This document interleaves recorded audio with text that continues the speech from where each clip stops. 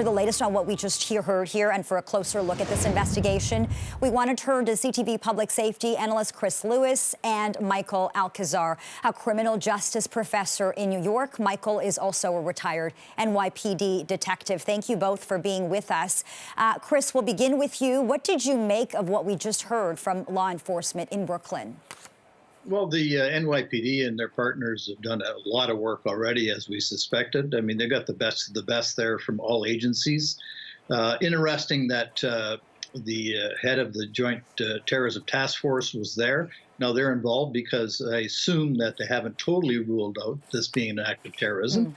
Time will tell on that. But certainly a lot of articles that they've seized, a lot of potential leads with the U-Haul, the postings on the internet.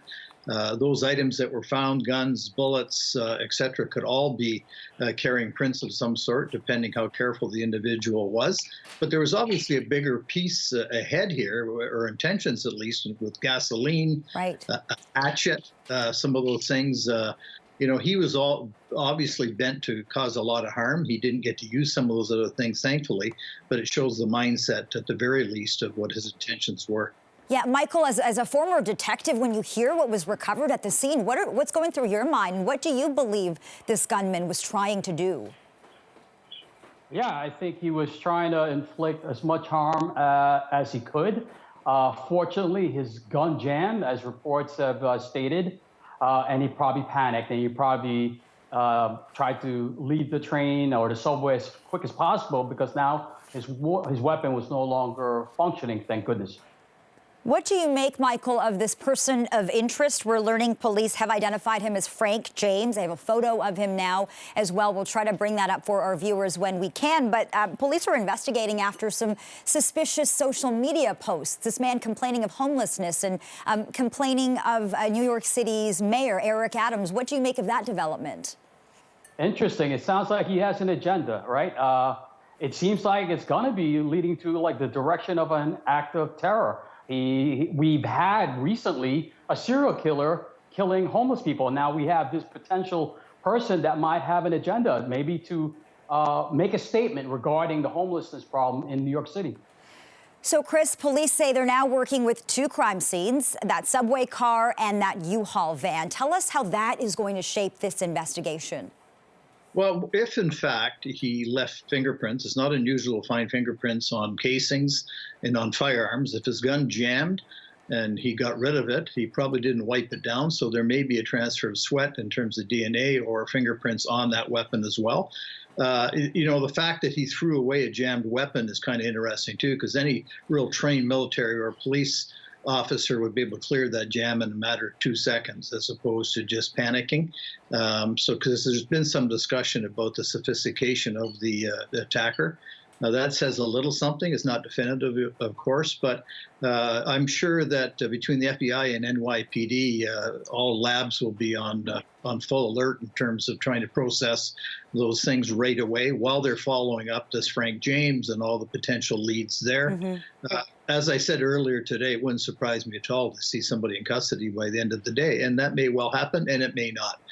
But certainly the community needs to know that the best are on this and trying to prevent anyone else from being hurt. I want to talk about that, but this is the very latest from the NYPD. They've released this photo of Frank James. He has been identified as a person of interest in this investigation. We want to be very clear. He's not a suspect. He's a person of interest at this point.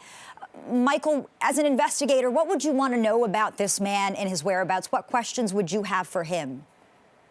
I would do a background check on him, see if he has any arrest records, what his arrest history, if any, maybe some ties with organizations, maybe some terrorist organizations. And like they already did a canvass on his social media. That's very important. And just maybe interview his neighbors. If we can locate where he lives and talk to them about this person and find out as much as we can. I asked Chris the same question before we went to that press conference. There are security cameras all over subway stations in New York City. It was packed there. Are you surprised to see it's taken the NYPD this long to track down the gunman? No, I mean, yeah, I am a little bit surprised. Well, I should say that I think they already had this information.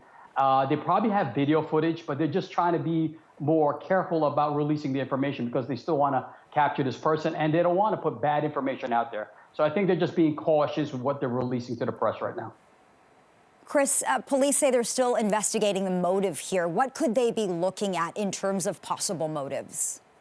Well, if in fact he is connected to those social media postings, that may be indicative of what the motive is, some sort of, beef against the city and government in relation to the handling of homeless people. They'll be looking at all kinds of online presence and as our friends from New York said, interviewing family, neighbors, friends, coworkers, everyone to see what has he been saying, what's his mindset been like, trying to see if they can find a motive there. In many cases, we never know the motive. We assume often, but if he in fact is captured or whoever the shooter is, there'll be an intensive interrogation. I think what's really important to note too is that if that was your face and name being plastered all over the media internationally, right, and you hadn't done anything, you'd be pretty quick. Like every friend would be contacting you, you'd be seeing it yourself, and you'd be the first one to knock on the door of the nearest precinct to say, hey, this is me and I didn't do it. The fact that we're not hearing from him at all kind of indicates something to me too. Once again, not definitive, but kind of telling. Yeah, so many questions out there tonight. Chris, look, we know you got to go. So I want to thank you so much for your time and for your analysis. Much appreciated, as always. CTV's public safety analyst, Chris Lewis. Michael, thank you for staying with us. We still have lots to talk about, so we'll get right to it. So much cell phone video out there from witnesses, and some of it, we understand, is showing the suspect. You've been saying that investigators may be holding on to some of that footage. How much will that help investigators in this case? Yeah, so they established a tip line and we're getting all this information. We're combing through all the video. I'm sure they created a task force to help identify this person. I know they're going to work on it all day through the night until they capture this person. It's going to be a long, arduous journey, but I have confidence that they're going to accomplish the mission. Do you think police know who they're looking for? Yes, as a detective, I suspect they already have an idea. And why do you think they wouldn't? For this person now. And why do you think they wouldn't release his name and his photo at this time? Maybe they don't want to give him a heads up. Perhaps they don't want this guy to disappear and maybe make him feel comfortable that no one's looking for him yet. My gut feeling is we're close and we're going to capture this guy very soon. Okay, so we are hearing from the NYPD. The suspect opened 2 smoke grenades.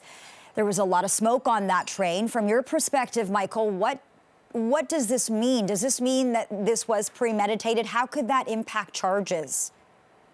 Yeah, for sure it's premeditated. Everything that they recovered, the fireworks, the ammo, the additional ammo, the gas mask.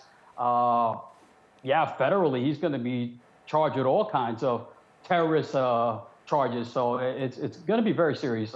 Once we capture this guy, he's going to be facing a lot of jail time. So Chris said to us that he believes police will have made an arrest by the end of the night. What do you see happening? Yeah, I agree. It's going to be very soon. I think very soon we're going to make an arrest real quick.